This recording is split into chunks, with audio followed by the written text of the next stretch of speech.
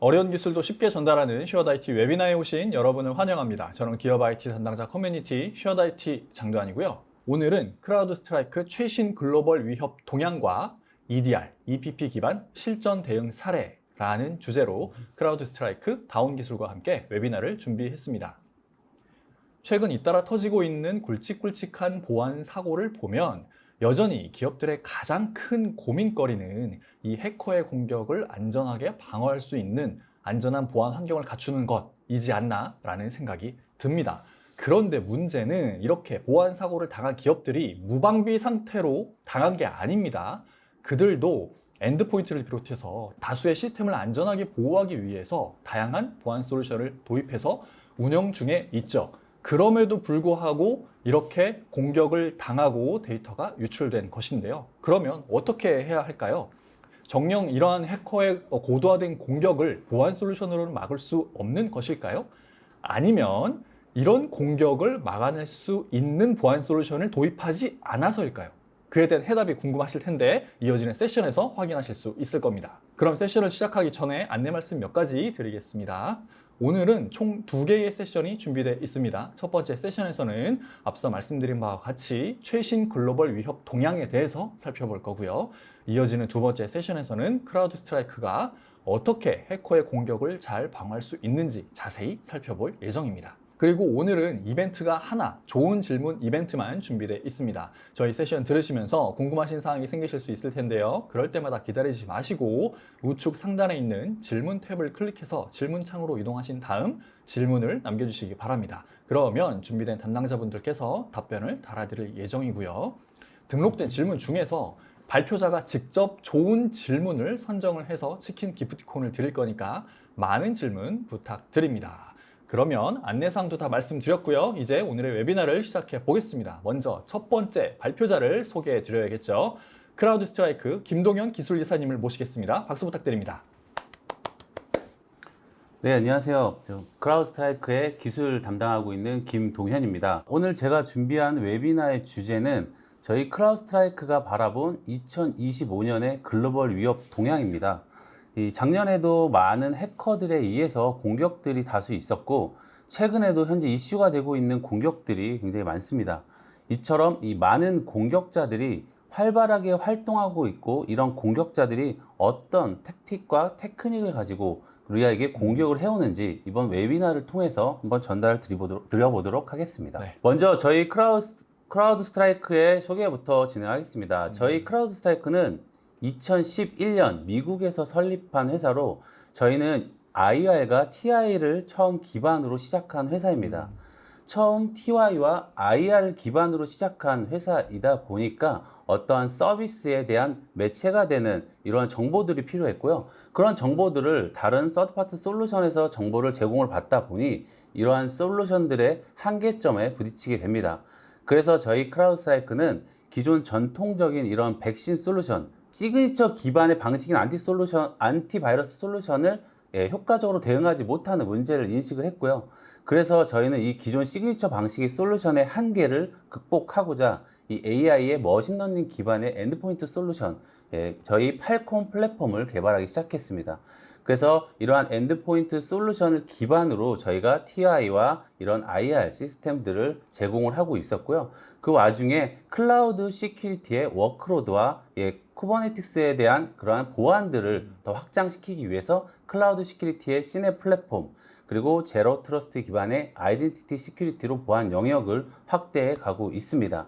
그래서 지금은 하나의 플랫폼으로 팔콤 플랫폼이라는 이름으로 고객에게 제공을 하고 있습니다. 그래서 저희 클라우드 스트라이크는 글로벌의 다양한 레퍼런스를 보유를 하고 있습니다. 그래서 다양한 인더스트리, 금융, 식음료, 자동차, 그리고 일반 테크 기업이나 여러 엔터프라이즈 기업들, 탑 10의 기업들 중에서 8개 내지 9개 이상의 기업들이 저희 크라우드 스트라이크 제품을 사용하고 있고요. 포춘의 100대 기업 중에서 절반 이상인 557개 이상의 기업에서도 저희 크라우드 스트라이크를 선택해 주셨습니다. 이처럼 많은 인더스트리에 많은 고객들을 보유하고 있고 이러한 고객들이 하나의 데이터를 통해서 저희 인텔리전스를 좀 더 확장시킬 수 있는 근간이 되고 있습니다. 네, 저희 크라우드 스트라이커의 AI 네이티브 플랫폼에 대한 간단한 소개입니다. 저희는 하나의 싱글 에이전트, 하나의 에이전트로 다양한 기능들을 제공을 하고 있고요. 엔드포인트 시큐리티나 아이덴티티 시큐리티, 클라우드 시큐리티, 그리고 이 여러 가지 하나의 모듈들을 단 하나의 센서로 모든 기능들을 제공을 하고 있습니다. 이러한 기능들을 모두 제공함으로써 어떤 리소스에 대한 부담이 있는 게 아니냐라고 하지만 저희는 이 하나의 센서를 굉장히 하이 퍼포먼스하게 제공을 하고 있고요. 이 센서가 이 전체 모듈을 다 사용을 하더라도 약 CPU 1에서 3% 그리고 메모리는 약 200에서 300메가 이하로 사용을 하기 때문에 저희가 가장 장점으로 두고 있는 하이 퍼포먼스한 센서라고 보시면 될 것 같습니다. 일반적으로는 저렇게 지금 다양한 기능별로 에이전트가 다 따로 있잖아요. 네네. 네, 그래서 그런 에이전트들을 여러 개 설치하면 당연히 시스템에 부하가 많이 걸릴 거라서 별로 안 좋아하시는데 네, 많이 불편하시죠. 근데 지금 그러면 엔드포인트에 설치되는 에이전트나 서버에 설치되는 에이전트나 네네. 클라우드에 있는 에이전트나 다 똑같은 에이전트라는 네, 건가요? 하나의 기능에서 저희가 오. 어떤 기능을 활성화하면 해당 기능이 그냥 작동하는 방식으로 저희가 구성이 되어 있습니다. 그러면은 뭔가 소프트웨어적으로는 이미 다 구현이 돼 있는데 기능을 활성화할 수 있는 여부를 라이센스로 네, 맞습니다. 서브스크립션으로 다 구분은 음. 되어 있습니다. 알겠습니다. 네. 그래서 이 모든 기능들을 다 저희가 하나의 플랫폼인 팔콤 플랫폼으로 제공을 하고 있습니다. 네. 네, 앞서 말씀드린 것처럼 저희는 굉장히 많은 고객들을 보유하고 있고요. 그뿐만 아니라 저희는 가트너에서도 굉장히 높은 등급으로 평가받고 있습니다. 현재 5년 연속 가트너에서 최상위 리더로 자리 잡고 있고요. 저희 포레스트 웨이브에서도 저희 클라우드의 워크로드 부분에서는 최상위 리더에 위치해져 있습니다. 이런 솔루션뿐만 아니라 저희가 제공하고 있는 전문가 서비스인 MDR 서비스도 현재 보안 업체 유일하게 저희가 리더 위치에 지금 자리 잡고 있습니다.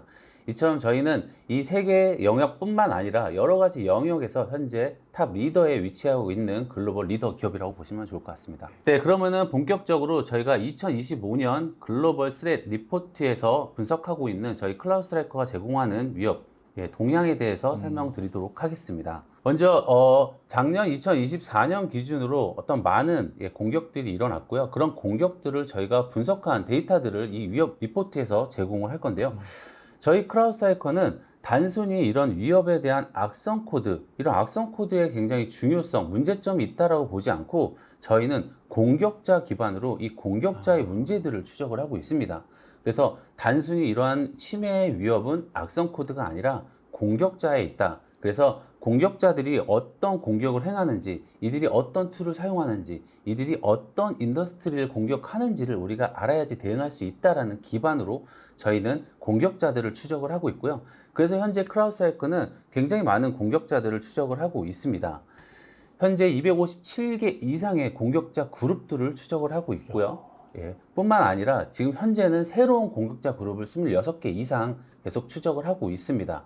그래서 우리는 공격자 그룹들 하나의 명칭을 줘서 이 크리미널 조직, 이 금전적인 이득을 얻을 수 있는 뭐 랜섬웨어 조직이라든가 이런 조직들을 저희는 스파이더라는 공격자 명칭으로 명명해서 부르고 있고요. 이런 국가 기반의 공격자 그룹들, 북한이나 중국, 뭐 이란, 러시아 등 이러는 국가에서 어떤 형상화하는 동물로 저희가 표현을 해서 차이나는 판다, 러시아는 베어, 뭐 북한은 천리마, 이런 공격자 이 그룹들을 동물로 형상화해서 부르고 있습니다.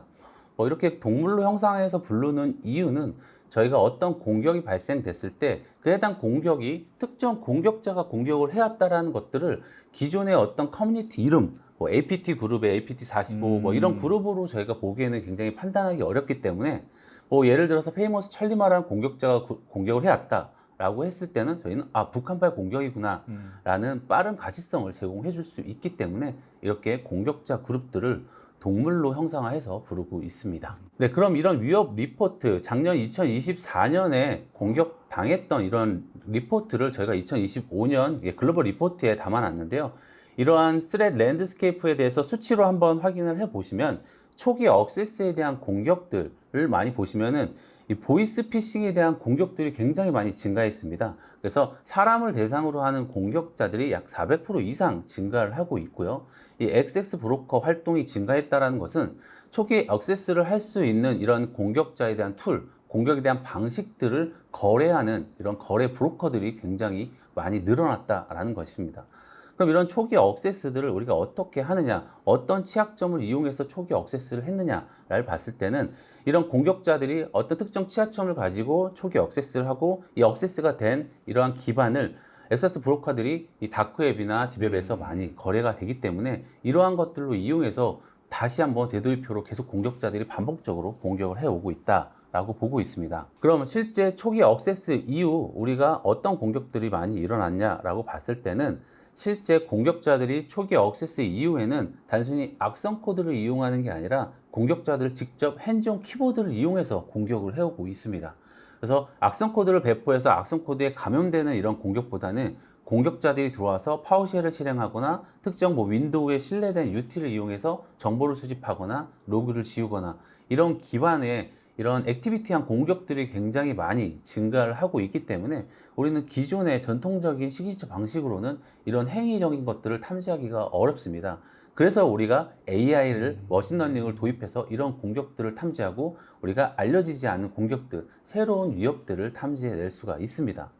그럼 이런 공격자들이 초기 억세스 이후에 전파가 되는, 레트럴 무브먼트 되는 것들도 굉장히 시간이 많이 줄어들고 있는데 저희 리포트에 보고된 시간으로는 작년에 51초라는 시간이 가장 빠른 레트럴 무브먼트 시간이었고요. 평균적으로는 48분이라는 시간을 기록하고 있습니다. 이 시간은 작년 2023년 데이터 기준으로 약 12분 정도 더 빨라진 데이터인데요. 이 데이터로 봤을 때는 공격자들이 굉장히 정확하고 굉장히 발전된 기술을 이용해서 공격을 해온다라고 보시면 좋을 것 같습니다. 그럼 이런 공격자들이 어떤 공격의 형태들을 가지고 있는지 뒤에서 한번 보시도록 하겠습니다. 그 넘어가기 전에 제가 궁금한 게 한 두 가지 정도 있어서요, 이사님. 저 왼쪽에 있는 그 이니셜 액세스에서 액세스 브로커 활동이 50% 증가했다라는 게 네네. 특정 A라는 기업이 한번 해커의 공격을 당했어요. 네네. 그러면 그 A라는 해커가 이 기업을 뚫은 그 정보를 다크웹에 올려서 거래를 하는 거죠. 다른 사람들한테, 해커들한테 팔고, 네네. 그러면 그 A라는 기업은 뭐 특정 뭐 1번 해커한테 해킹을 당했지만 이후에 수많은 또 다른 해커들한테 공격당할 확률이 또 엄청 늘어난 거라고 보면 네, 되는 맞습니다. 거네요. 아. 그래서 저 브로커들이 실질적으로 자기가 공격을 했던 그런 툴과 공격 방식들을 네. 거래를 하는 거죠. 네, 그래서 다크웹에서도 네. 어떤 취약점을 이용해서 네. 여기는 어떤 시스템에 접근할 수 있는 네네네. 툴킷이다라는 것들이 네. 거래가 많이 되고 있는 거죠. 야, 다크웹에서 해커들한테 아주 맛집으로 찍히는 그런 계기가 되겠어요. 네, 맞습니다. 그래서 인텔리전스에서도 저런 다 다크웹에서 검색하는 것들의 기능들을 네. 굉장히 많이 찾고 계세요, 최근에. 그리고 저 스텔스 부분에 핸즈온 키보드라는 게 네. 해커의 공격으로 인해서 마치 내 PC에 내가 그 명령을 실행한 것처럼 보이게끔 공격을 한다라는 거를 이해해야 되나요? 그렇죠. 저희가 평상시에 어떤 시스템을 운영하실 때 네. 뭐 핑을 많이 날릴 수도 있고 네, 네. FMI도 날릴 수도 네, 있지만 네. 그런 어떤 행동들, 명령들이 네. 어떤 이상행위로 트리거가 된다면은 예, 그것들을 저희가 다 탐지해내는 건데 네. 이건 실질적으로 어떤 악성 행위에 대한 패턴은 네. 저희가 뭐 해시나 이런 어떤 시그니처로 만들어져 있긴 않기 때문에 네. 저희가 탐지하기가 어렵다라는 거고요. 그래서 이런 공격자들이 실질적으로 핸즈온하는 이런 행위들을 탐지해내야 된다라는 얘기죠. 이게 정상적인 명령어 실행으로 보일지라도 네, 맞습니다. 실제 그 이후 단계를 보면 이거는 이상한 짓을 하려고 이렇게 명령을 실행한 거구나 라는 판단을 그 명령이 내릴 때는 못할 거잖아요. 그렇죠. 그래서 그 이후에 여러 가지 발생되는 징후를 가지고 이거는 위협이야. 그래서 나중에 또 이런 행위가 들어오면은 바로 위협으로 탐지를 해서 뭔가 알림을 해줄 수 있는 그런 형태로 발전이 되고 있다라고. 뭐 다음번이 아니라 지금 당장의 핸즈온 공격도 네. 행위 기반으로 탐지를 해내는 거죠. 그래요? 예를 들어서 우리가 실질적으로 CMD라는 커맨드로 들어가서 네. 핑을 날리고 FMI를 치지만 네. 실제 어떤 스크립트에 의해서 FMI가 쳐졌을 때는 얘는 이상한 경로로 들어온 FMI의 명령어다 그렇죠. 라고 인지를 해서 저희가 이건 이상 행동이야 라고 탐지를 해낼 수 있다라는 예시로 말씀드리면 그런 부분입니다. 알겠습니다. 네. 네, 먼저 앞서 말씀드린 것처럼 소셜 엔지니어링에 대한 공격들이 굉장히 많이 늘어나고 있습니다. 이 소셜 엔지니어 공격들이 많이 늘어난 이유를 봤을 때 기존의 조직들이 굉장히 많은 보안 솔루션들을 우리 조직을 보호하기 위해서 굉장히 많이 잘 갖춰놨습니다. 네. 그런데 이런 공격자들이 이런 보안 솔루션들을 다 뚫고 공격하기에는 굉장히 번거롭고 어려운 부분이 있기 때문에 이 공격자가 가장 뚫기 쉬운 사람을 이용하는 공격입니다. 그래서 실제 사람을 이용해서 피싱 공격을 하든 아니면 어떤 뭐 피싱에 대한 그런 뭐 보이스 피싱에 대한 공격을 하든 그래서 사람을 타겟으로 한 공격들이 굉장히 많이 늘어난 케이스고요. 뭐 예를 들어서 어떤 스팸을 날려놓고 이런 헬프데스크를 위장해서 네네. 너의 스팸을 많이 받았으니까 내가 그거에 대해서 좀 대처를 해줄게. 원격에 접속해봐. 라고 해서 이런 원격 세션을 연결하는 케이스도 있고요. 뒤에서 한 번 더 말씀을 드리겠지만 이런 식으로 소셜 엔지니어 공격들이 굉장히 많이 늘어나고 있습니다. 그러면 이런 소셜 엔지니어링 공격을 통해서 공격이 성공을 하게 되면은 네. 이 공격자들은 그러한 손상된 자격증명들, 획득한 이런 그 계정들을 다크웹에다 판매를 하고 있고요. 야. 그래서 이런 판매된 거래들이 굉장히 많이 늘어나고 있다라고 보고 있습니다. 이게 어쨌든 취약한 부분은 사람이라서 해커들도 그걸 알고 지금 사람을 집요하게 노리는 거잖아요. 그렇죠. 그래서 작년이나 올해나 이런 사람의 중요성, 그래서 네. 이번 RSA에서도 네. 이런 사람을 위한 소셜 엔지니어 공격에 대해서 포커싱을 많이 했을 거로 저도 알고 있습니다. 야, 그러면 이거는 어떻게 막아야 돼요? 이건 그냥 꾸준한 보안 교육밖에 없는 건가요? 최소한의 방어 대책, 뭐 말씀드린 저 아래쪽의 내용처럼 우리가 기본적인 SSO 인증 방식을 택하고 MFA를 반드시 설정해서 네. 예, 이런 계정이 탈취되는 것을 최소한으로 예방을 하고요. 이 사람이 직접적으로 저희가 가장 많이 얘기하는 보안 교육, 보안 인식 교육들이 잘 되어 있어야지만이 네네네. 예, 이런 것들을 예방할 수 있다라고 보고 있습니다. 알겠습니다. 그럼 앞서 소셜 엔지니어의 공격의 케이스를 말씀을 드리면 여기 컬리 스파이더라는 이 크리미널 공격자 그룹입니다. 네. 예, 저기 그림을 보시면은 저 핸드폰과 뭐 이런 펜들을 굉장히 많이 들고 있는 공격자의 화면을 보실 수 있는데요. 네네네. 예, 이거는 이제 소셜 엔지니어링의 공격을 뜻하는 그런 캐릭터로 저희가 만들었습니다. 네. 이 컬리 스파이더는 실제 공격하는 방식을 어떻게 하냐면 사용자한테 스팸 메일을 폭탄을 날립니다. 그러면 실질적으로 사용자는 스팸 메일을 다 수신을 받았고 그러면은 이 공격자는 헬프데스크를 가장해서 공격자 대상자에게 전화를 해서 피해자에게 너 지금 스팸 메일 많이 받았는데 내가 그거 좀 대응을 해줄게. 나한테 원격 세션을 연결해봐. 라고 했을 때 와. 당연히 사용자는 우리 직원의 헬프데스크인 줄 알고 네. 원격을 연결을 해줄 거고요. 네. 원격을 연결을 하면서 뭐 어떤 뭐 파일이 설치되거나 네. 아니면은 이 공격자가 원격 세션 연결된 상태에서 어떤 파일을 설치해서 백도어를 설치하거나 라고 하면서 이 호스트 하나가 탈취되는 예, 이런 케이스입니다. 그러면 이 호스트에는 백도어가 설치되어 있기 때문에 이 호스트를 통해서 다른 인프라에도 접근이 가능할 거고요. 예. 하지만 저희 크라우드 스트라이크의 오버워치라는 위협 펀딩 팀에서는 네. 이 공격이 굉장히 짧게 일어나거든요. 처음 액세스에서부터 악성 코드 백도어를 설치하기까지 약 4분 정도 시간으로 네네네. 모든 것들이 일어났는데 네. 그 안에 우리 오버워치 팀에서 이런 내용들을 헌팅해서 마지막에 백도어가 설치될 때 이런 위협들을 찾아내서 알림을 해주고 그거에 대해서 차단할 수 있게끔 가이드를 해줬던 사례가 있습니다. 그래서 소셜 엔지니어 공격들이 굉장히 위험하고 야. 이 사람의 신뢰를 많이 이용하는 그 공격 방식이기 때문에 저희가 항상 얘기하는 제로 트러스트에 대한 생각으로 갖고 이 공격을 대응해야 합니다. 내부 IT 팀에서 스팸 메일 많이 받았으니까 조치가 필요하니 원격을 세션을 열어줘 하면 누가 거절하겠어요, 그걸. 그렇죠. IT 팀에서 연락 왔는데. 네, 그런 위장한 내용들이 굉장히 많습니다. 야. 그래서 이런 비싱 공격들이 작년 기준으로 약 400% 이상 와. 증가했다라는 수치도 네. 보여지고 있습니다. 다음은 제너러티브 AI, 저희가 많이 사용하고 있는 저희 젠 AI를 이용한 공격들도 굉장히 많이 늘어나고 있습니다. 네. 저희가 추적하고 있는 페이머스 찰리마라는 북한의 공격 그룹입니다. 저 페이머스 찰리마에는 김숙희, 그다음에 라자로스들이 포함된 공격자 그룹이고요. 네. 저 공격자 그룹에서는 가장 많이 사용하는 것들이 최근에는 이런 젠 AI를 이용해서 어떤 링크드인의 프로필들을 그럴싸하게 만들어 놓고 네. 그 링크드인의 프로필을 이용해서 기업에 취업을 합니다. 기업에 취업 이력서를 넣어서 취업을 하고 그 기업에 입사를 해서 3개월에서 6개월 동안 그 기업에서 업무를 하면서 많은 데이터를 유출하고 아니면 백도어도 심어놓고 그런 위협들을 굉장히 많이 발생하는 그런 케이스의 공격자 그룹입니다. 야, 이게 원격 근무가 활성화됐으니까 이런 게 가능해졌겠네요. 그렇죠. 그래서 실질적으로 조직에 입사해서 그 안에 있는 조직들을 다 접근해서 가져오는 정보를 유출하는 이러한 공격들이 굉장히 많이 늘어난 지금 케이스고요. 네. 그리고 마찬가지로 이 AI, 젠 AI를 이용해서 이런 피싱 공격들도 굉장히 많이 활용이 되고 있습니다. 네. 피싱을 할 때는 이메일을 통해서 피싱을 하는데 이메일의 문구들을 젠 AI를 통해서 만들어서 예, 메일을 날리게 되면은 실제 사람이 작성한 이메일보다 젠 AI가 만들어준 이메일 자체를 클릭할 확률이 더 높다라고 보고가 되고 있습니다. 저건 참 네. 그래서 야. 좀 더 신뢰가 가는 이메일을 만들어 놓고 클릭을 네. 할 수 있게끔 네. 이 젠 AI가 만들어 준다라는 거죠. 그리고 최근에는 딥페이크나 보이스를 네. 이용해서 공격하는 행태도 많이 늘어났고요. 근데 글로벌에서는 이 딥페이크 비디오를 이용해서 이 재무팀의 어떤 직원에게 재무팀 임원의 얼굴과 목소리를 통해서 네. 영상 통화가 가는 상태로 네. 어느 기업에 뭐 얼마를 송금해라라고 해서 약 2,560만 달러를 송금한 사례도 저희가 와. 보고되고 있습니다. 네. 이처럼 젠 AI를 이용해서 공격하는 이런 공격자 케이스들이 굉장히 많고요. 그래서 이런 부분들도 어차피 보면은 사람을 이용한 공격이기 때문에 최근 들어서는 이런 유저 베이스, 휴먼 베이스의 공격들이 굉장히 많이 일어나고 있다라고 보고 있습니다. 어쨌든 내부자 정보가 밖으로 유출이 됐으니까 저런 공격이 2차적으로 들어온 걸 거잖아요. 뭐 그런 케이스도 있고 실질적으로 저희가 이 AI를 이용해서 공격을 했기 때문에 네.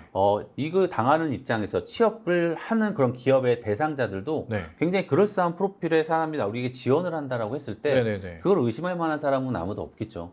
예, 실질적으로 인터뷰도 영상으로 보고 하다 보니까 네. 예, 그런 입사도 간단하고 저 같은 경우도 원격으로 다 인터뷰 보고 네. 입사한 케이스이기 때문에 아니 그러면은 그거를 솔루션 차원에서 어떻게 막아요? 그런 걸? 실질적으로 솔루션 차원으로 막을 수 있는 부분들은 굉장히 어려운 부분이고 이 부분들이 취업을 했을 때 이 네. 사람이 내부에서 어떤 위험한 행동을 했는지를 감지를 그거를 해야죠. 예. 우리가 입사한 것들을 실질적으로 필터를 할 수 없다라면은 네. 이 사람이 입사한 이후에 내부 정책들을 강화해서 최대한의 접근들, 최소한의 정책으로 네. 접근을 안 할 수 있게끔 만드는 게 가장 좋은 대책이 아닐까라고 보고 있습니다. 우리 회사 직원일지언정 너는 언제든지 해커로 둔갑할 수 있는 그런 가능성을 염두에 두고 내부자의 어떤 그 위험 평가를 하는 네, 거죠. 그거를 하는 거군요. 그래서 최근에 저희 크라우드스트라이크에서도 내부 위험 평가라는 서비스를 제공을 하고 있습니다. 그래서 내부자가 네. 행하는 어떤 데이터 유출이라든가 이런 부분들을 저희가 네. 이런 서비스 영역으로 분석을 해서 리포팅을 해주는 그런 야. 서비스도 많이 늘어나고 있습니다. 알겠습니다. 최근 이런 케이스들로 인해서 그런 서비스들이 많이 나오고 있는 케이스입니다. 네.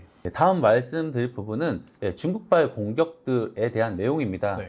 최근에 중국이 이 정부기관, 중국의 정부기관에서 엄청난 투자를 함으로써 이 중국도 예전에도 저희가 중국발 공격이 많았지만 네. 굉장히 간단한 공격들로 많이 행해졌습니다. 근데 최근 들어서는 굉장히 기술들이 많이 발전을 해서 굉장히 어려운 이러한 공격 기법들로 얘네가 공격을 많이 해오고 있습니다. 그래서 중국발 공격들이 굉장히 많아지고 있고요.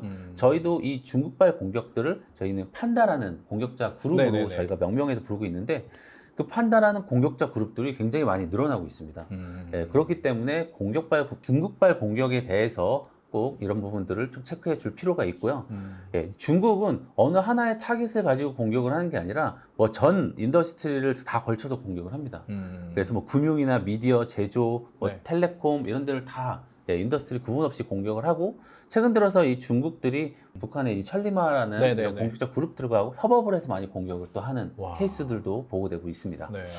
그래서 중국발 공격들이 많이 늘어나고 있다라고 네. 보고 있고요. 다음은 클라우드 타겟으로 하는 공격자 그룹들이 많이 증가를 하고 있습니다. 저희가 최근에 한국도 온프레미스에서 클라우드로 굉장히 전환을 네. 많이 하고 있죠. 네네네. 트랜스포메이션을. 그렇기 때문에 공격자들도 이 온프레미스의 뭐 어떤 보안 절차들을 다 뚫는 것보다 네. 클라우드를 타겟으로 해서 클라우드에 어떤 계정 정보를 탈취하거나 네네네. 클라우드에 컨트롤 플레인을 탈취하게 되면은 아. 클라우드의 전체 컨트롤을 다 할 수 있기 때문에 간단한 공격 방식을 선택하는 것들이 굉장히 많습니다. 야, 이게 온프레미스에서 보호해야 할 대상보다 클라우드에서 보호해야 할 대상이 훨씬 더 많아지니까 네, 맞습니다. 그만큼 보안 홀도 분명히 생길 수 있는 가능성이 높아지니 그래서 아예 그냥 클라우드 쪽으로 공격을 집중하는 그런 형태라고 보면 되겠군요. 네, 맞습니다. 이 클라우드를 타겟으로 하는 공격자들은 온프라미스보다 클라우드를 타겟으로 하는 게 더 간단하고 쉽고 진입이 더 쉽기 때문에 공격하는 방식도 굉장히 단순합니다. 그래서 클라우드는 어카운트만 탈취해도 네. 그 안에 있는 서비스에 대한 걸 모든 걸 다 컨트롤할 그렇죠. 수 있기 때문에 그렇죠. 이런 컨트롤되는 이런 공격의 방식들을 많이 택하고 있고요. 네. 그래서 실질적으로 클라우드에 대한 침입들이 굉장히 많이 증가를 하고 있습니다. 작년 대비 약 25% 이상 아이고야. 클라우드를 타겟으로 하는 공격자 그룹들이 굉장히 많아지고 있고요. 네. 이런 공격자 그룹들은 대부분 이런 컨트롤 플레인을 표적으로 삼고 있기 때문에 이 컨트롤 플레인만 얘네가 획득한다면은 그 안에 있는 전체에 대한 네이티브 서비스들, 네네네. 어떤 계정 정보들, 네. 민감한 데이터들을 다 얘네가 가져갈 수 있기 때문에 그 방법을 택해서 그런 타겟으로 노리고 공격을 하고 있습니다. 그래서 우리는 이런 자격 증명들을 탈취당한 이런 기법들을 많이 저희가 보고 있어야 되고요. 네. 최근에 이런 패스워드 스프레이 공격들, 그러니까 실질적으로 패스워드를 대입해서 공격을 하는데 저희가 기본적으로 패스워드를 대입해서 공격할 때 뭐 5회 이상 똑같은 걸 네, 하면 네, 차단되고 네, 네. 하는 그렇죠. 거, 아니면은 10분 안에 몇 회가 들어오면 네, 차단하고 네. 이런 공격들을 우회하기 위해서 네. 뜨문뜨문 한 번씩 공격을 하는 방식을 패스워드 스프레이 기법들이라고 하는데 야. 이런 공격들을 좀 더 발전을 시켜서 네. 얘네들이 최대한 차단이 안 되게끔 그런 자격증을 탈취하기 위한 공격 기법들을 많이 발전을 시키고 있습니다. 그래서 이런 중국 기업들이나 북한 천리마 기업들이 실질적으로 클라우드를 타겟으로 하는 공격들을 굉장히 많이 하고 있습니다. 네, 알겠습니다. 다음은 이 vulnerability, 이 취약점을 이용한 공격의 행태들입니다. 실질적으로 이 취약점들은 우리가 기본적으로는 OS 취약점들도 많이 존재하지만 저희가 가장 취약하다라고 판단되는 것들은 네트워크 디바이스들입니다. 네트워크 디바이스들은 정해진 이런 OS들이 없이 어떤 커스터마이징된 OS를 사용하기 때문에 네. 거기에 대한 보안 취약점에 대한 영역들을 많이 커버할 수 있는 영역들이 굉장히 줄기 때문에 해커들은 가장 취약한 이런 네트워크 디바이스를 노리고 공격을 많이 하고 있습니다. 그래서 네트워크 디바이스를 통해서 내부 인프라로 접근할 네네. 수 있는 이런 공격 타겟을 많이 하고 있고요. 실제 공격자들이 이 익스플로이 체인이라는 이 취약점을 어떤 연계를 해서 공격하는 방식들을 택하고 있습니다. 이 익스플로이 체인이라는 것들을 좀 설명을 드리면 네. 실제 초기 액세스를 할 때 우리가 어떤 이메일 피싱을 통해서 뭐 계정 탈취를 하든가 네. 아니면 어떤 뭐 웹 어플리케이션의 취약점을 이용해서 접근을 하든가 네. 초기 진입을 어떤 특정 취약점으로 인해서 침입을 하고 그 안에서 어떤 권한 상승을 할 때도 네. 그 내부의 OS에 있는 취약점을 이용해서 권한 상승을 하고 거기서 레트로 모드 되는 것도 그 다른 여타 취약점을 이용해서 하는 여러 가지 취약점을 연계해서 공격하는 그런 방식을 저희는 익스플로이 체인이라고 부르고 있고요. 네. 그래서 공격자들이 이런 취약점만을 이용해서 공격하는 행태들이 작년에도 굉장히 많았습니다. 그래서 취약점 중에서도 가장 많이 일어난 것들이 초기 액세스, 접근하는 취약점들, 피싱이나 뭐 이런 공격들이 굉장히 많이 일어나고 있습니다. 그래서 우리는 이런 취약점에 대한 대비도 분명히 해야 되는 부분들이고요. 실질적으로 OS나 기타 등등의 주변 장치들도 이 취약점에 대한 대비를 다 해야 될 것으로 보입니다. 이런 취약점들은 기본적인 OS 업데이트만 꾸준히 잘 해도 많이 막아질 수가 있을 텐데. 네네. 근데 문제는 그렇게 OS 업데이트를 해야 되는 기기의 대수가 너무 많아지다 보니까 놓치는 부분이 생기는 것 같아요. 맞습니다. 예. 그러면 그런 OS 업데이트만을 정기적으로 잘 이렇게 수행하고 모니터링 할 수 있는 별도의 또 툴도 필요할 것 같네요. 네, 맞습니다. 안 그래도 저희 크라우드 스트라이크에서도 저희 스포트라이트라는 모듈이 이런 취약점을 관리할 수 있는 모듈인데 네. 실제 그 취약점을 관리할 수 있는 모듈이 하는 역할은 네. 실제 우리 자산에 어떤 CV 코드의 취약점들이 네. 존재하는지를 네네. 보고 네. 그 취약점들이 어떻게 이용되는지까지도 표현이 됩니다. 그래서 실제 취약점의 코드, 이 레벨, 그 스코어가 네. 하이라고 하더라도 네. 실제 공격자가 이 취약점을 많이 사용을 하지 않거나 아니면 얘가 정말 실행 가능성이 적은 취약점인가 하면 저희 크라우드 스트라이크에서 스코어링을 해서 얘가 좀 더 가능성이 낮은 얘는 취약점이다라서 네. 저희만의 스코어링을 또 해서 보여줍니다. 그래서 이런 취약점에 대한 전체적인 관리도 할 수가 있고요. 네. 우리 자산에 특정 최근에 유행하고 있는 이러한 CV 취약점이 있는데 이걸로 네. 공격을 한다라고 했을 때 네네네. 우리 자산에서 그 취약점이 어디에 존재하는지도 다 갈성 있게 볼 수도 있고요. 네. 그런 부분들로 인해서 네. 취약점이 다 존재를 하더라도 다 네. 업데이트를 못 하더라도 네. 최소한의 관리 영역은 우리가 해야 된다라고 보고 있습니다. 무조건 업데이트 하다가 지금 돌아가고 있는 시스템에 무슨 또 영향이 문제가 갈수 생기고 있죠. 하면 안 되잖아요. 그래서 그렇죠. 함부로 업데이트를 맞습니다. 못 하는 건데 그럼에도 불구하고 이건 해야 돼. 아니야. 요거는 괜찮아. 냅둬도 돼라는 거를 크라우드 스트라이크 자체적으로 판단을 해서 알려준다는 네, 거예요. 맞습니다. 저희만의 스코어링을 통해서 어떤 위협의 가시성을 보여줄 수가 있다라고 네. 보고 있습니다. 알겠습니다. 다음은 최근 굉장히 그 클라우드 영역으로 많이 넘어가면서 솔루션들도 굉장히 사스 기반으로 많이 네. 전환이 되고 있습니다.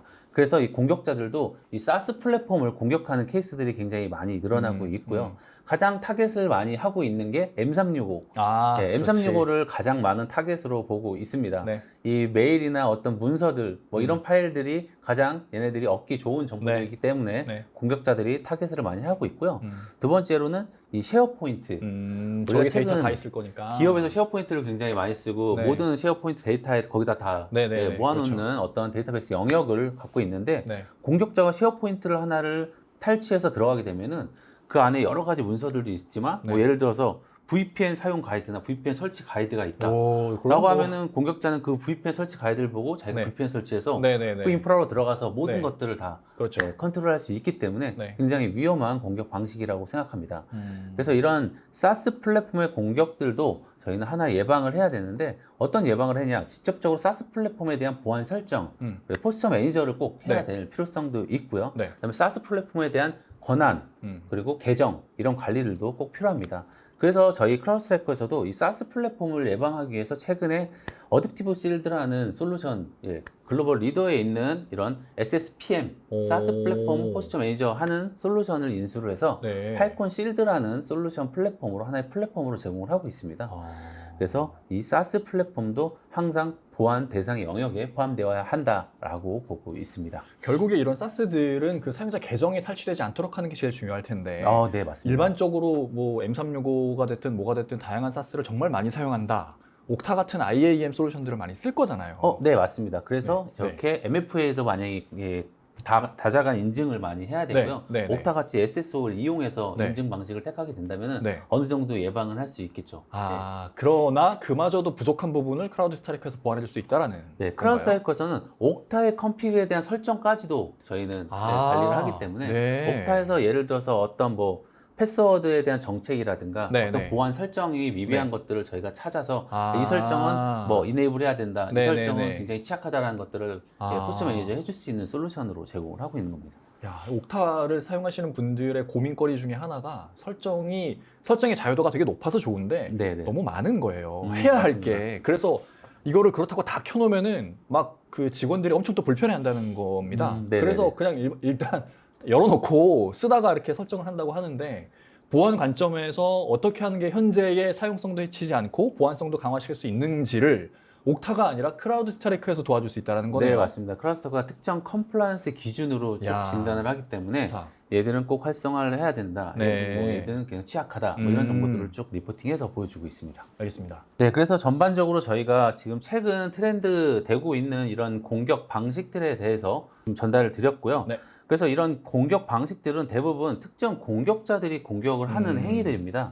그래서 우리는 이 공격자들이 어떤 공격의 형태들을 갖고 우리에게 공격을 해오는지 그런 부분들을 미리 사전에 알고 대응을 해야 되고요. 네. 그럼 이 공격자들이 어떤 공격을 하고 어떤 행위들을 하고 어떤 인더스트리를 공격을 하는지 우리가 알았다면 그러한 공격들을 우리가 찾아내고 탐지하고 그렇죠. 그거를 방어를 해야 됩니다. 그래서 우리는 이러한 시스템들을 저희 솔루션 플랫폼, 팔콘 플랫폼에서 다 제공을 하고 있고요. 그래서 저희 팔콘 플랫폼에 대한 슬로건은 We Stop Breach라고 해서 침해를 막는다라는 슬로건으로 저희 크라우드스트라이크는 고객에게 저희 안전을 제공을 하고 있습니다. 네. 네, 그래서 오늘 제가 제공한 보안 위협에 대한 데이터 내용들은 전부 다 전달을 드렸고요. 다음은 이어지는 순서는 저희 손두영 차장님께서 진행해 주시겠습니다. 알겠습니다. 지금 이사님께서 보여주셨던 이런 다양한 공격 기법들 중에서 어찌됐든 중요한 건 크라우드 스트라이커가 다 막을 수 있는데 저것들을 다 보기 시간상 부족하니 특별한 사례 하나만 딱 콕 집어서 어떤 식으로 막는지 한번 살펴보도록 하겠습니다. 이사님 발표 감사합니다. 네, 감사합니다. 네, 이어서 두 번째 세션 진행해 보겠습니다. 앞서 보셨던 크라우드 스트라이크가 어떻게 해커의 공격을 막아낼 수 있는지 구체적으로 살펴보겠습니다. 두 번째 발표자이신 다운기술 손두영 차장님을 소개합니다. 박수 부탁드립니다. 네, 안녕하세요. 저는 그 다운기술에서 사이버 보안 사업부 기술 총괄을 하고 있고 이제 크라우드 스트라이크 엔지니어로 같이 근무하고 있는 손두영 차장이라고 합니다. 반갑습니다. 오늘 제가 준비한 내용은 이제 그 악성 코드 샘플 하나를 준비해서 이 악성 코드 샘플을 이제 같이 분석을 한번 해보는 시간을 좀 준비했고요. 네. 이제 크라우드 스트라이크로 이제 이 분석하는 과정에서 네. 이제 얼마나 좀 편의성을 제공하는지 그러한 부분들도 이제 같이 설명을 드릴 수 있도록 하겠습니다. 보안 분석하시는 위협 분석가들 네. 그런 분들이 보시면 되게 좋을 만한 그런 내용일 것 같네요. 네, 근데 사실 이제 그 어떤 기술적으로 지식이 많이 없더라도 네. 이제 굉장히 좀 분석하는 데 있어서 그냥 사실 이 내용 자체를 읽을 수만 있다면 어느 정도 충분히 해석이 가능한 정도로 저희가 이제 기능을 잘 제공하고 있기 때문에 네. 이제 한번 같이 따라서 이제 네네네. 쭉 보시면 좋을 것 같습니다. 네, 알겠습니다. 네. 그래서 우선 설명드리기 전에 네. 이 악성 코드 샘플을 먼저 한번 실행을 해보려고 하거든요. 그래서 네. 악성 코드 샘플을 실행한 화면을 먼저 같이 보면은 네. 이제 지금 현재 상태는 윈도우 디펜더라고 하는 이제 백신만 현재 네. 켜져 있는 상태고요. 네. 그 파일을 지금 이제 실행을 한 겁니다. 네. 그래서 실행을 하게 되면 이제 이 PDF 파일이 하나 열리게 되고 이제 그냥 사용자가 봤을 때는 사실 전혀 뭐 이상이 없어 네. 보이는 파일로 보일 거고요. 정상적인 PDF 문서로 대신에 보입니다. 이제 제가 이제 미리 분석을 했기 때문에 이제 시작 프로그램에 보면은 뭐야? 이제 1.vbs라는 어떤 악성 코드 같은 게 이제 시작 프로그램에 이미 등록이 돼 있고 비주얼 베이스 실제로 스크립트. 네, 저 파일이 위치한 경로를 들어가서 봤을 때 네. 이제 지금 보시는 것처럼 4개의 파일이 다운로드 된 걸 확인할 수 있습니다. 네. 그래서 이 파일이 지금 봤을 때는 뭐 좀 이상한 점을 좀 느끼신 게 있나요? 일단 뭐 파일명 자체가 뭐 1, 2, 3 네. 이렇게 되어 있는데 네. 이해가 안 되는 건 네. 단순히 PDF 파일은 열었잖아요. 네네네. 근데 왜 파일이 다운로드가 되는지 그게 되게 이상한 것 같아요. 네. 네. 그래서 이제 이 과정을 이제 하나씩 제가 이제 같이 뒤에서 이제 보면서 설명을 드릴 건데요. 알겠습니다. 지금 방금 실행했던 이 악성 코드 샘플은 네. 저희가 분류하는 이제 벨벳 천리마라는 공격 그룹, 이제 북한을 저희가 천리마라고 분류한다고 아까 이사님이 네네네. 설명해 주셨는데 네. 이제 벨벳 천리마라는 북한 공격 그룹의 샘플이고요. 네. 이제 일반적으로는 많이 알려진 건 킴스키 그룹이 아, 사용하는 네. 형태의 샘플이고 이제 뭐 다른 벤더에서는 또 APT43이라고도 부르고 있습니다. 주로 이 벨벳 천리마 공격 그룹이 사용하는 이 도구나 이런 것들의 목적은 정보 수집을 하거나 아니면 이제 스파이 활동을 할 때 사용을 많이 하게 되고요. 많이 과거에 알려졌던 걸로는 이제 PDF 이제 링크 파일로 이력서 형태로 위장한 네. 파일을 많이 사용을 하는 게 특징이고 네. 이제 실제로 구글에 검색을 해보면은 네. 이제 뭐 안랩이라든지 지니언스라든지 어떤 다른 보안 벤더들도 사실 이러한 형태의 악성 코드를 굉장히 많이 분석한 리포트가 많아요. 그래서 그 중에 하나인 이제 최근에 발생한 샘플을 제가 이제 수집을 해서 네. 이제 분석을 했습니다. 네. 그래서 이제 전체적으로 악성 코드가 실행됐을 때부터 이제 최종적으로는 C2 서버까지 데이터를 유출을 시키는데 이 과정을 일단 제가 좀 보시기 편하게끔 네. 플로우 차트로 좀 정리를 해왔는데 이 과정을 이제 한 단계씩 저랑 같이 네. 이제 진행을 해보면서 네. 이제 확인을 해볼 거고요.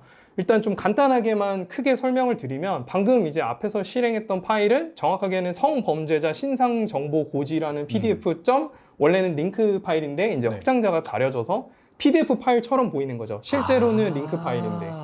네, 그래서 이 파일을 사용자가 그냥 실행하기만 하면 네. 사용자가 볼 때는 이제 저 페이크 PDF라는 파일로 네. PDF만 보이게 되지만 네. 실제로는 이제 아까 보셨던 것처럼 이제 바로 시작 프로그램에 뭐 파일이 등록돼 있거나 네. 어떤 추가로 페이로드로 다른 파일들이 다운로드 된 거를 확인할 수 있습니다. 네. 네. 그래서 한번 이제 분석을 처음부터 같이 한번 시작을 해볼게요.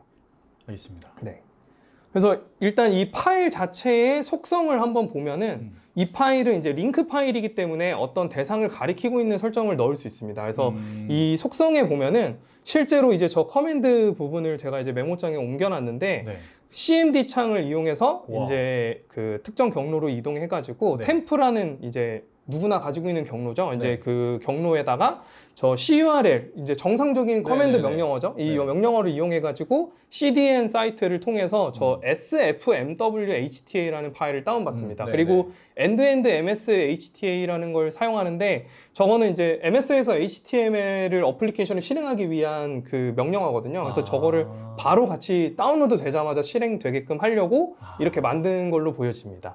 그래서 이 부분을 이제 실제로는 사용자분들이 일일이 파일을 다 사실 속성을 들어가서 실행하진 않잖아요. 그럼요. 그래서 저걸 이제- 누가 보겠어요. 네, 그래서 이제 이렇게 보면은 알 수 있지만 실제로는 이제 저렇게 다 들어있다라고 아. 볼 수 있고요. 네. 이 파일을 이제 저희 콘솔에서 봤을 때 실제로 이벤트 내역을 보면은 이 CURL로 어떤 CDN을 가리키면서 파일을 다운로드했는지 주소도 나오게 되고 네. 그 뒤에 이제 아까 봤던 네네네. MSHTA로 어플리케이션을 실행했다라는 부분도 같이 확인이 가능합니다. 음. 그래서 이제 아까 앞에서 봤던 플로우 차트처럼 이제 저희가 지금 여기까지 찾은 거예요. CDN 네. 파일로 어떤 SFMWHTA라는 파일을 다운로드 받고 실행을 하는구나까지는 이제 같이 찾게 된 거고요. 그러면 이제 그 다운로드된 SFMWHTA라는 파일을 실제로 열어보면 메모장으로 열어볼 수 있거든요. 네. 그래서 이 파일을 열어보면은 VB 스크립트, 이제 비주얼 베이직 스크립트가 들어있고요. 네. 이 스크립트를 실제로는 난독화되어 있는 것처럼 지금은 암호화된 것처럼 네. 보이지만 네.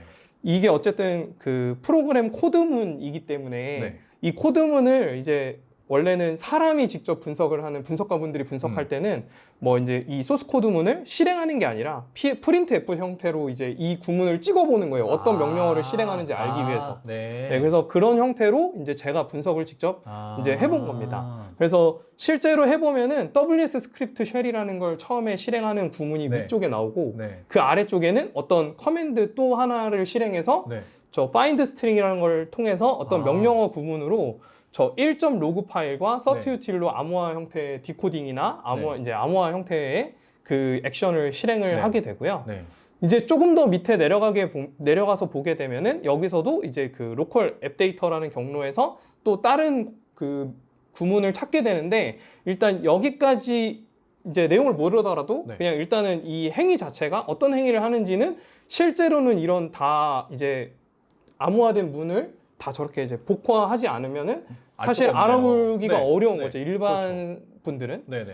그래서 이제 저희가 찾은 거는 CMD로 certuity를 통해서 베이스 복호화까지 64 복호화까지 했다라는 거를 찾을 수 있었고요. 그 다음에 이제 이 가리키는 구문, 저 JVBER이라고 시작하는 저 단어가 시작되는 부분은 네. 실제로 SFMWHT 파일 맨 밑에 있습니다. 아래쪽에 쭉 내려보면은 이제 어느 딱 특정 암호화된 구문이 나오게 되는데요. 네. 이 구문은 이제 보게 되면은 베이스 64로 암호화된 형태의 구문이 들어있는 걸 찾을 수 있습니다. 그래서 이 부분을 보통은 일반적으로는 이제 쉽게 말하면 파일의 헤더 분석이라고 하는데 저 사이버 셰프라고 하는 오픈소스 툴이에요. 그냥 웹사이트에서 쓸 수 있는 툴인데 분석가분들도 많이 사용하는 툴 중에 하나고 네. 그래서 저 JV로 시작되는 구문을 다 복사해서 저기다가 붙여놓고 이제 베이스 64로 복화를 해보면은 나오네요. 네, 이 파일이 PDF라는 어떤 특정 파일이라는 거를 헤더 부분을 어느 정도는 알 수 있습니다. 이게 정확하게는 어떤 파일인지는 모르지만 어떤 PDF 파일이구나 라는 거를 일단 알 수 있게 되고요. 네. 이거를 마찬가지로 이제 저희 콘솔에서 봤을 때는 아까처럼 막 프린트F로 막 일일이 이제 네네네. 분석하지 않아도 네. 일단 콘솔에서 바로 복화된 형태의 그냥 평문으로 바로 복화해서 결과가 나옵니다. 그래서 네. 저 파일을 실행하면 CMD 창이 하나 열리게 되고 어떤 커맨드 라인을 요청했는지 보면은 이제 저기에 성범죄자 PDF 파일을 실행하고 이제 1.log 파일을 복호하는 네. 형태의 내용을 볼 수 있고요. 마찬가지로 이제 이 파일이 이제 실제로 사용자한테 띄워져야 되는 거죠. 이제 그렇죠. 가짜 페이크 파일이 켜져야 되니까 네. 그 PDF 파일을 실행한 내용을 같이 이제 관리 콘솔에서 확인할 수 있습니다. 아까 보여줬던 그 PDF 파일이 띄워지는 게 여기서. 네. 그리고 이제 그 아래쪽에 한 번 더 따로 나왔던 UES로 시작하는 저 네네네. 구문이 시작되는 구문도 이제 방금 그 JV 밑에 쪽에 위치를 했고 저 파일 부분도 마찬가지로 이제 사이버 셰프라는 툴로 네. 원래는 이제 복화를 해서 실행을 하게 되는데 여기서 복화해서 보면은 이 파일은 PK라는 이제 헤더 파일을 가지고 있어요. 이거는 이제 zip 파일이라는 의미입니다. 압축 파일의 이제 헤더 부분의 그 매직 넘버는 PK로 시작되기 때문에 네. 어떤 압축 파일이 있구나라는 거를 알 수 있게 됩니다. 네. 그래서 이것도 이제 저희 콘솔에서 봤을 때는 마찬가지로 이제 저 어떤 특정 구문을 가리켰고 그 파일이 저 pipe.zip이라는 zip 파일을 가리켰고 이제 그 뒤에 이 압축 파일을 해제하면서 이제 어떤 이후의 행위를 진행하게 되는데 그 뒤에는 이제 파워쉘을 통해서 이제 야. 압축을 해제를 하는 거죠. 네네네. 그래서 pipe.zip이라는 파일을 해제를 하는 과정까지 네. 이제 저희가 확인을 할 수 있었습니다. 그래서 지금까지 찾은 내용이 여기까지 온 거예요. 그래서 아까 그 파일 로그 파일도 4개가 생긴 거군요. 네, 그래서 이제 페이크 파일은 실제로 사용자분들이 보는 화면인 거고 네, 이제 실제로 그 뒷단에서는 뒤에서는 압축 파일이 해제돼서 네. 파일이 떨어진 형태가 되는 걸 알 수 있죠. 네. 네. 그래서 이제 이어서 다시 그 다음에 이제 나왔던 그 4개의 그게 파일들을 문제인데. 하나씩 보면은 네. 이제 1.log 파일이라는 걸 실행을 합니다. 네. 그래서 저 파일을 실행하게 되는데 이 파일이 하는 역할은 이제 PDF 파일만 실행하는 건 아니고 이제 이 파일을 똑같이 이제 베이스 64로 암호화되어 있는 메모장의 파일이 들어있거든요. 그래서 이 파일을 사이버 셰프로 복화를 해보면은 이제 이 파일이 가리키는 C2 서버의 주소가 나옵니다. 그러니까 공격자가 데이터를 가져갈 서버. 그래서 C2 서버의 주소가 있었고 네. 그 밑에 쪽에는 anti VM이라고 해서 네. 이제 이 파일이 실제로 이 사용자에 사용하는 일반적인 PC인지 아니면 분석가들이 분석하기 위해서 VM에서 실행했는지를 우회하기 위해서 안티 VM인지를 체크하는 구문이 들어있어요. 와. 그래서 실제로 이제 저 같은 경우에는 VM으로 테스트를 했기 때문에 이 안티 VM에 의해서 걸리겠네요. 이 C2로 데이터가 전송이 되진 아. 않았고 이제 행위가 멈추게 됩니다. 네. 그래서 이제 그 밑에는 데이터 업로드하는 소스 코드문도 들어있는 걸 확인했고요. 네. 그 아래쪽에 보면은 이제 아까 봤던 시작 프로그램의 1.vbs라는 네네네. 파일이 실행되는데 지속적으로 이제 공격을 하기 위해서 이제 자기가 남기는 악성 코드 하나를 레지스트리에 등록하는 구문도 이 파일 안에 들어 있었습니다. 그리고 이제 그 데이터들을 공격자들이 C2 서버로 보내는데 사실 평문으로 보내게 되면 네. 모니터링이 될 거잖아요. 그렇죠. 일반적인 기업에서는. 네.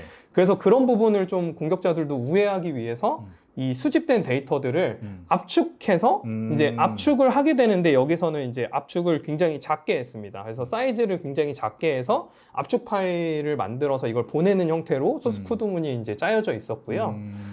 그 밑에는 1.log 파일은 이제 이런 행위까지 네. 있었고 그 외에 다른 행위도 있었지만 이제 특이사항은 없었고 네. 이제 두 번째 2.log 파일이라는 게 하나 더 있게 되는데 이 파일 같은 경우에는 이제 키로깅 실제로 사용자가 입력하는 타이핑 키보드의 입력값을 이제 저런 암호화된 코드문으로 다 만들어서 네, 지금 보면 뭐 스페이스 바도 있고 네네. 뭐 탭도 있고 네. 컨트롤 알트 네네네. 딜리트 이런 키보드의 입력에 대한 그 소스 코드문을 이제 네. 가져가기 위한 키로그 기능이 들어있는 형태를 확인할 수 있었습니다. 그럼 저걸로 해커가 그 PC에 명령을 내릴 수 있겠네요. 네, 그렇죠. 그러니까 지금은 이 어떻게 보면은 리모트 액세스 형태의 툴은 네. 아니고 네. 정보를 유출하는 이 사용자의 정보를 유출하는 형태이기 때문에 네. 이 사용자의 뭐 CPU나 컴퓨터의 모델이 뭐고 네. 이런 정보들 그리고 타이핑하는 입력하는 그 키보드 네, 값을 네, 가져가는 네. 네, 그거 되게 그런 무섭다. 악성 코드로 보여집니다. 네. 그래서 이제 마찬가지로 저희 콘솔에서 봤을 때는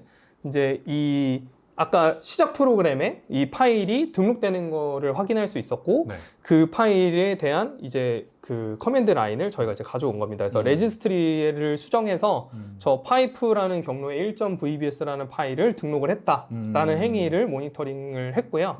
그 이후에는 이제 C2 서버와 통신하는 네네네. 내역들을 쭉 보실 수 있었고 이제 이 IP를 사실 이제 많이들 조회하는 이제 바이러스토탈이나 이런 데 조회를 해보면은 네. 그 방금 저희가 그 분석했을 때 나왔던 C2 주소에 대한 도메인 주소도 정상적으로 이제 표시가 되는 걸 확인했고 그 이외에 이제 다른 HTA 파일들도 더 있다라는 거를 확인을 했습니다.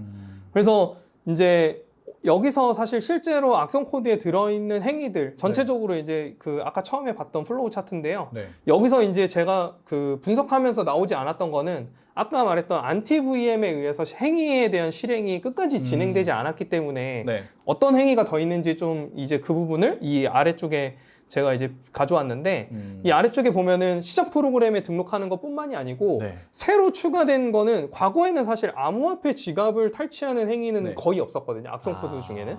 근데 최근에 이제 북한에서 만든 악성 코드들의 대부분은 네. 암호화폐에 대한 지갑 여부가 있는지를 체크하는 코드문이 들어있어요. 그래서 이 PC에 만약에 암호화폐에 대한 지갑 정보가 있다면 이거를 이제 탈취하기 위해서 C2 서버로 정보를 보내는 거죠. 지갑 자체를. 네. 그래서 이제 이 지갑을 아예 탈취를 하고 이제 그 이외에는 사용자 정보, 뭐 레지스트리라든지 쿠키 값이라든지 네. 이제 사용자 로그인 정보죠. 얻은 네. 사이트를 어떤 아이디로 패스워드로 네네네. 로그인하는지를 가져가서 계정을 탈취하는 이런 행위들을 실행하는 악성 코드로 이제 분석을 마쳤습니다.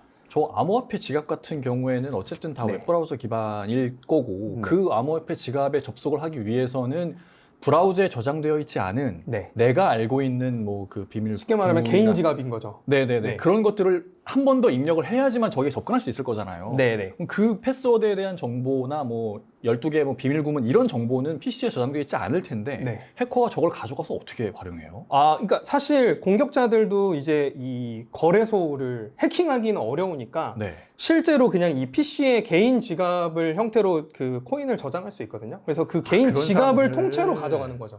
쉽게 말하면. 네. 네. 야, 회사에서 일하는 PC에 딴짓 하다가 그쵸?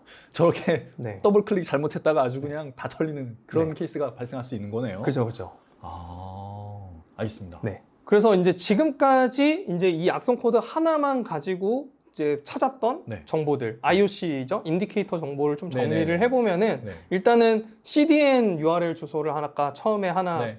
파일 다운로드 받는 곳을 찾았고 네. 그 이후에 공격자가 데이터를 유출하는 저 C2 서버도 찾게 됐고 그 공격자가 사용하는 그 필요한 주변 파일들은 이제 PDF 링크 파일 하나를 네네. 시작해서 네. 이제 가짜 PDF 파일부터 네. HTA 파일 그리고 이제 압축 파일 안에 있는 4개의 파일들로 구성이 되어 있고 이제 경로는 이제 템프 경로랑 이제 저 시작 프로그램이 등록된 네. 폴더 경로 이런 것들을 이제 사용하는 거를 확인할 수 있었습니다. 네.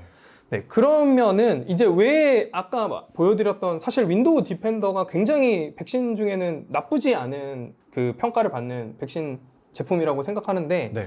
왜 막지 못했을까라는 거를 조금 제가 이제 생각을 해보니까 일단은 윈도우 디펜더 같은 경우에는 이제 아무래도 EDR 제품은 아니기 때문에 이제 행위에 대한 부분을 가지고 모니터링하는 기능도 물론 있지만 그 부분이 좀 부족하거든요. 네. 그래서 시그니처에 대한 어떤 백신 제품의 한계가 왔다라고 보여져요. 네. 그래서 사실 원래 그 파일을 제가 이제 앞에 영상에서 실행했던 것처럼 파일이 사실 PC에 존재만 하면 그냥 지워져야 되는 게 맞거든요. 그쵸. 이 해시가 악성이라면. 네. 근데 이제 이 시그니처에 대한 정보가 그만큼 부족하게 되는 거죠. 이미 하루에 생성되는 신규 악성 코드에 대한 시그니처는 25만 개가 넘어요. 어휴. 그래서 이 속도를 따라가지 못하는 거죠. 네. 일일이 다 업데이트하기도 네. 어렵고. 네네네. 그리고 이제 시그니처 기반이 되게 되면 결국에는 PC에 그 많은 시그니처에 대한 DB를 저장을 해야 되거든요. 그렇죠. 그렇게 되면은 사용자 PC의 리소스를 사용하게 되기 때문에 어떻게 보면 좀 가볍게 동작하기 위한 조건이 좀 어렵다라는 부분이 있고 네.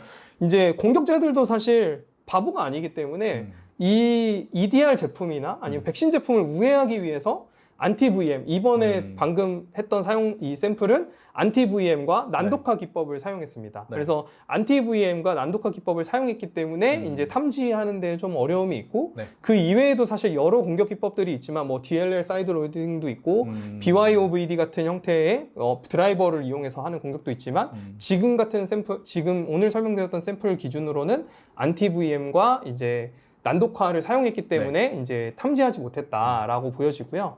그 다음에는 파일리스 공격 기법입니다. 이제 아까 보셨겠지만 공격자들이 사실 어떤 다른 악성 코드를 사용해서 막 툴을 어렵게 사용하는 게 아니에요. 실제로 MS에서 제공하는 커맨드문, CMD 창이나 아니면 이제 파워쉘, 네. 그리고 WS 스크립트나 뭐 서트유틸 이런 것들의 정상 명령어를 사용해서 공격하기 때문에 어떻게 보면은 이 대응하는 사람의 입장에서는 이게 진짜 사용자가 입력한 건지 구분을 못할 것 같아요. 구분하기가 어려운 네, 거죠. 네. 그래서 파일리스 공격을 많이 사용하기 때문에 네. 대응하기 어렵지 않았나라고 네, 네, 네. 생각을 합니다. 음. 그래서 이제 저희 제품으로 마찬가지로 동일하게 이 팔콘 센서를 사용하는 차단 모드로 사용했을 때 이 같은 파일을 실행을 한번 다시 한번 해보는 영상을 준비했습니다. 네. 그래서 실행을 해보면은 더블 클릭하면 네. 그러면 바로 센서에서 아. 차단됐습니다라는 경고창이 뜨게 되고요. 네, 실행이 안 아무런 되네. 행위도 나오지 않고 아까 네. 그 가짜 PDF도 보여지지 않은 형태가 그러네요. 됩니다. 그럼 네. 이거 왜 안 떠? 라고 되게 당황할 것 같아요. 그쵸. 사용자는. 예. 왜 나는 PDF 파일을 열었는데 왜 이게 안 열리지라고 인식할 수 있는데 이제 이 차단 사유에 대한 부분을 저희 거를 보게 되면은 네. 이제 사용자는 이 PDF 파일을 실행을 했잖아요. 네. 근데 그 뒤에는 CMD 창이 실제로 열리게 되고 네. 그 이후에는 HTTP를 다운로드하는 조심해야 형태의 커맨드 라인을 아까 그 속성에서 네. 확인을 했는데 이제 이 사유를 보면은 이 설명대로 이 링크 파일 그리고 이 실행했던 프로세스를 리뷰해봐야 된다. 이거 자체가 의심스러운 링크 파일이고 이제 링크 파일이 어떤 실행 파일로 위장이 되어 있다라고 되어 있기 때문에 차단이 되었다라고 볼 수 있습니다. 그래서 이제 이 악성 코드 샘플에 대해서 이제 윈도우 디펜더에서도 막지 못했지만 이제 저희 에이전트를 설치한 상태에서는 잘 대응할 수 있게 되는데 이렇게까지의 그 분석하는데도 사실 어려운 고객분들이 계실 수도 있단 말이에요. 사실 물론 모든 분들이 다 분석가만큼 실력이 다들 훌륭하시면 좋겠지만 대다수가 어려워할 네, 겁니다. 그렇게 그리고, 어려운 분들도 있고 주니어 분들도 계시기 때문에 이제 네. 그런 분들을 위해서 이제 아까 그 김동현 이사님이 앞에서 설명했던 저희가 이제 오버워치라는 그런 이제 그 모듈 라이센스도 판매를 하고 있습니다. 네. 그래서 이 센서를 사용하는 것도 있지만 엔드포인트 센서를 사용하는 것도 있지만 오버워치 팀은 이러한 부분들의 어려운 분들을 대신해서 24시간 일단 위협 모니터링을 계속 해주게 되고요. 네. 그리고 이제 방금처럼 이런 악성 행위가 일어나게 되면 이 사용자분에게 이메일로 알려주는 형태. 그래서 어떤 프로세스나 어떤 파일이 다운로드 됐으니 네. 이거를 확인해 봐야 됩니다. 네네네. 라는 안내 메일이 나가게 되고요. 네. 그 메일에 대해서 이제 사용자분이 조치하실 수 있도록 이제 리미데이션도 같이 가이드라인을 제공을 합니다.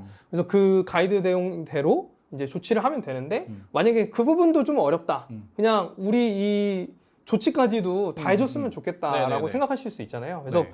그러한 부분에 대해서도 만족시킬 수 있도록 저희가 이제 컴플리트라는 서비스도 있습니다. 그래서 컴플리트 서비스는 오버워치 팀에서 이제 헌팅된 그런 위협 이벤트들이 발생하면 네.